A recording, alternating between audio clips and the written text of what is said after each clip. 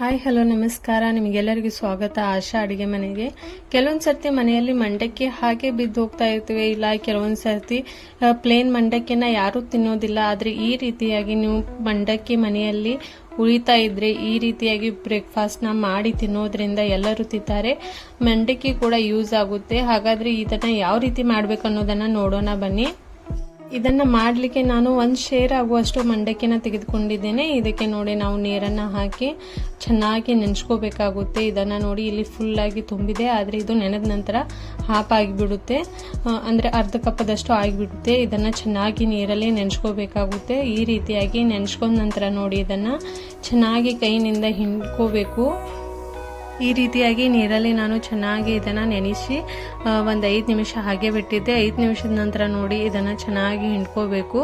ಇದನ್ನು ಹಿಂಡ್ಕೊಂಡ ನಂತರ ನೋಡಿ ಮತ್ತೊಂದು ಬೌಲಲ್ಲಿ ಇದನ್ನು ತೆಗೆದುಕೊಳ್ತಾ ಇದ್ದೇನೆ. ಇದನ್ನು ತೆಗೆದುಕೊಂಡ ನಂತರ ನೋಡಿ ಇದನ್ನು ನೀವು ಆದಷ್ಟು ಕೈನಿಂದ ಮ್ಯಾಶ್ ಮಾಡಬೇಕಾಗುತ್ತೆ. ಇಲ್ಲ ಅಂದರೆ ನೀವು ಇದನ್ನು ಡೈರೆಕ್ಟಾಗಿ ಸ್ವಲ್ಪನೇ ನೀವು ಮಿಕ್ಸರ್ಗೆ ಹಾಕಿ ಇದನ್ನು ಮಿಕ್ಸಿ ಜಾರ್ಗೆ ಹಾಕಿ ನೀವು ತರಿಯಾಗಿ ರುಬ್ಕೋಬಹುದು. ಇಲ್ಲ ಅಂದರೆ ಕೈನಿಂದ ಮ್ಯಾಶ್ ಮಾಡಲಿಕ್ಕೆ ಇದನ್ನು ತುಂಬ ಸಮಯ ತೆಗೆದುಕೊಳ್ಳುತ್ತೆ.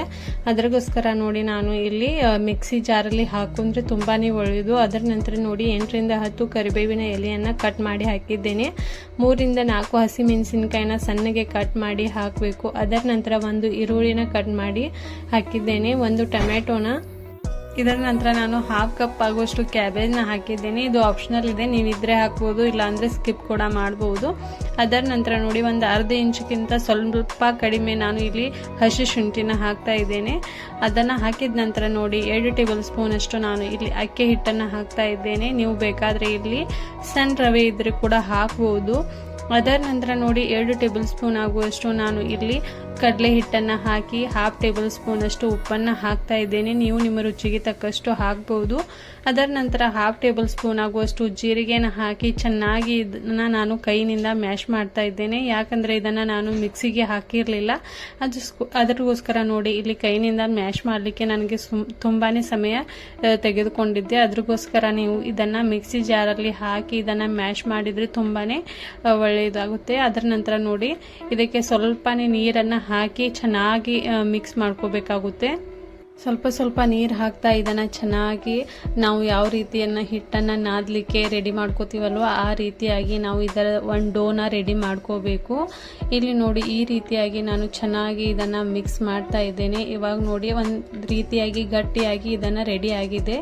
ಇದನ್ನು ನೋಡಿ ನಾವು ಇವಾಗ ಒಂದು ಸಣ್ಣ ಉಂಡೆಗಳ ರೀತಿಯಲ್ಲಿ ನಾವು ರೆಡಿ ಮಾಡ್ಕೋಬೇಕು. ಇದನ್ನು ನೀವು ಯಾವ ಶೇಪಲ್ಲಿ ರೆಡಿ ಮಾಡಿದರೂ ಕೂಡ ನಡೆಯುತ್ತೆ. ಈ ರೀತಿಯಾಗಿ ಉಂಡೆಗಳನ್ನು ನಾನು ಎಲ್ಲ ಉಂಡೆಗಳನ್ನು ರೆಡಿ ಮಾಡ್ತಾ ಇದ್ದೇನೆ.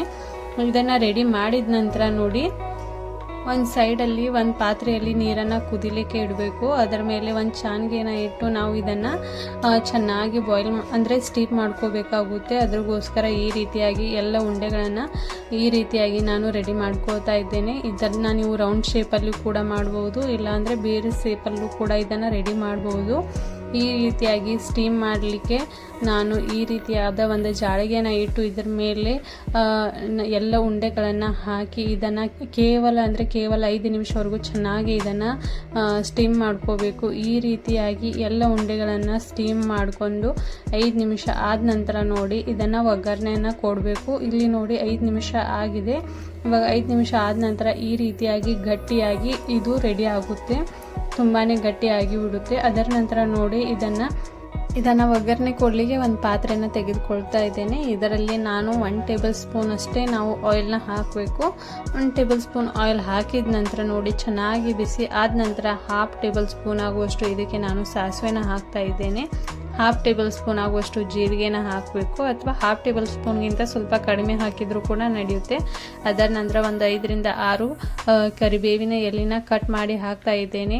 1 ಚಿಟಿಕೆಯಷ್ಟು ನಾನು ಇಲ್ಲಿ ಅರಿಶಿನ ಹಾಕ್ತಾ ಇದ್ದೇನೆ. 1 ಟೇಬಲ್ ಸ್ಪೂನ್ಗಿಂತ ಸ್ವಲ್ಪ ಕಡಿಮೆನೇ ಇಲ್ಲಿ ನಾವು ಕೆಂಪು ಖಾರದ ಪುಡಿನ ಹಾಕಬೇಕು. ಅದರ ನಂತರ ನೋಡಿ ರುಚಿಗೆ ತಕ್ಕಷ್ಟು ಉಪ್ಪನ್ನು ಹಾಕಬೇಕಾಗುತ್ತೆ. ಆಲ್ರೆಡಿ ನಾನು ಸ್ಟೀಮ್ ಮಾಡುವಾಗ ಆ ಬ್ಯಾಟರಲ್ಲಿ ಉಪ್ಪನ್ನು ಹಾಕಿದ್ದೆ, ಅದಕ್ಕೋಸ್ಕರ ಅದಕ್ಕೋಸ್ಕರ ಇಲ್ಲಿ ತುಂಬಾ ಕಡಿಮೆ ಪ್ರಮಾಣದಲ್ಲಿ ಯೂಸ್ ಮಾಡಬೇಕಾಗುತ್ತೆ. ಅದರ ನಂತರ ನೋಡಿ 1/4 ಟೇಬಲ್ ಸ್ಪೂನ್ ಆಗುವಷ್ಟು ನಾನು ಇಲ್ಲಿ ಗರಂ ಮಸಾಲ ಕೂಡ ಹಾಕಿದ್ದೇನೆ. ಅದರ ನಂತರ ನಾವು ಇಲ್ಲಿ ಟೊಮ್ಯಾಟೊ ಸಾಸ್ನ ಹಾಕ್ಬೋದು. ಇದು ಆಪ್ಷನಲ್ ಇದೆ, ನೀವು ಬೇಕಂದರೆ ಹಾಕ್ಬೋದು, ಇಲ್ಲಾಂದರೆ ನೀವು ಲಾಸ್ಟಲ್ಲಿ ಟೊಮ್ಯಾಟೊ ಸಾಸ್ನ ಹಾಕ್ಕೊಂಡು ಇದರ ಮೇಲೆ ಅದ್ರ ಜೊತೆ ಕೂಡ ತಿನ್ಬೋದು.